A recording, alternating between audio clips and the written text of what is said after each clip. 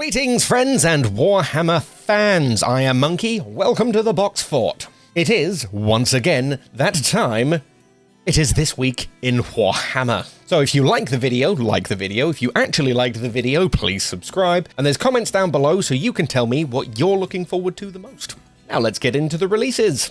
So starting out, this is the one I think is a little bit strangely placed. It is the Terminator Captain. Now, firstly, I thought this guy was going to release alongside the Dark Angels, because it sort of makes sense. Dark Angels, kind of known for Terminators, certainly with the Deathwing, with that whole release going out. It kind of made sense in my head that that's when this guy would be released. But hey-ho, he's coming this Saturday to pre-order. The one thing I really need to know, and I really do need to know, is why is it that Terminators aren't allowed capes anymore?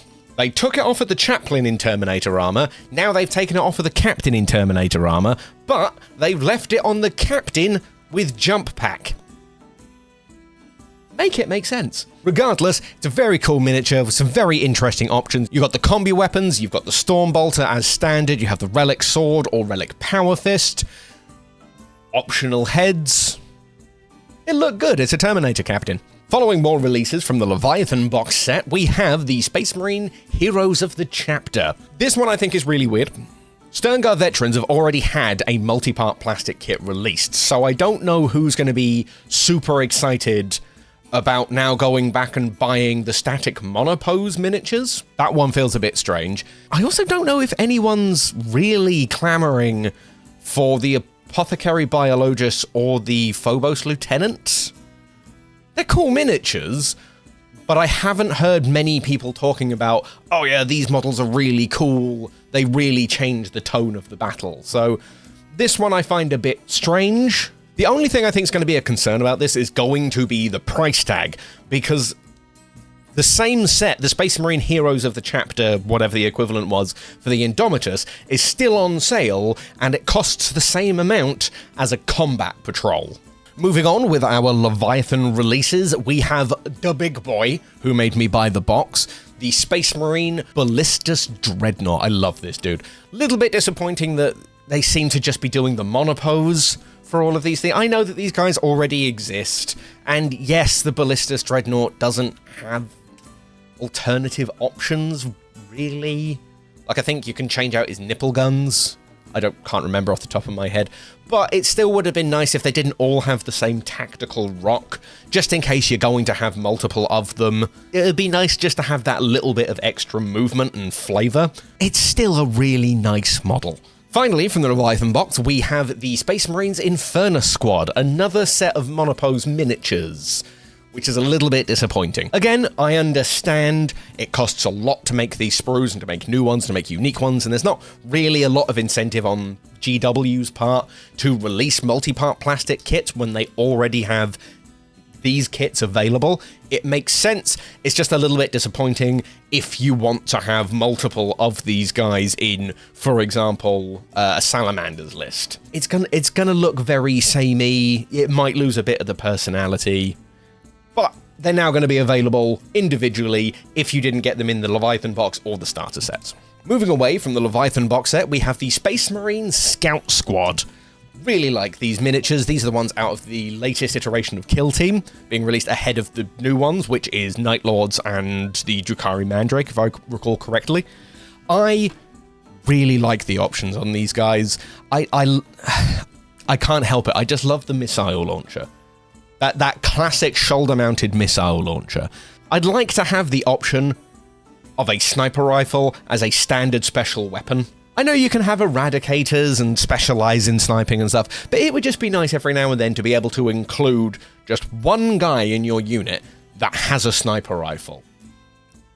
It would be a nice option. We also have from the same release the Striking Scorpions. I have very little to say about these guys. I think they look really cool. Again, it would have been nice to have a multi-part plastic kit, but it's not a deal breaker, because these guys have needed new models for a while. And now you can get them. Moving away from the 41st millennium, we are back in the Horus Heresy with the Great Slaughterer. Oh boy, this book has a lot of promise in it. The front cover alone is pretty damn exciting. I want those warhounds. I cannot lie to you. I mean, yeah, you got the big boy in the back, but I don't know, I like direwolves. They look cool. Here we have the Solar Auxilia Support. I think there are 40 different weapons. Yeah, 40 different weapons. There are 40 different weapons, platforms, and auxiliary asset loaders with firepower, including rapier batteries mounted quad launchers. My god, that's a mouthful. Laser destroyers, mole mortar arrays, tarantula platforms with las cannons, and Hyperios? Yeah, sure. Missile launchers, and the dreaded Cyclops remote-controlled bombs. That's a lot of very interesting options. As the orcs might say, that's a lot of DACA. The one that I've actually been very excited about and had been looking forward to since they announced them was this. Because look at all of the dreadnoughts. I love them. Yes, quad-mounted guns, pretty cool. Yes, the rapier batteries are quite cool. But how do you say no to 4 Leviathan dreadnoughts and 4 Dorito boys? Yes, I know they're called Dorito. I don't care. I like calling them Doritos. Following on with some even heavier support, we have the Malcador, Infernus, and Valdor destroyer tanks. Very cool weapons platforms, basically just super shooty versions of the Malcadors that we already got in the launch set. But my god, look at them. They are beautiful. On to the Legion's Astartes, we have the Spartan Assault Tanks, the precursor to the Land Raider, and my god, they are shooty. This plastic kit contains 4 Spartans with options for sponson-mounted quad las cannons or laser destroyer arrays. To make your games go a little bit more smoothly, they have once again the 22 army cards, which they're reference cards. There's nothing crazy about them. They're just really useful to have. And finally, we have Warhammer Plus, which is, as ever, Warhammer Plus. So, to do the summary thing, where we do the summarizing, we have a tanky captain boy, we have some very expensive heroes, we have a chunky boy, some very hot boys, some super sneaky boys, some super green boys, chunky book boy. Now that's a lot of guns. Now that's a lot of big boys. Boom. Big transport boys. Cards. Short stories. So yes, that was This Week in Warhammer. If you got this far, it's a legal requirement that you like the video. I don't make the rules, I just say things and kind of believe them.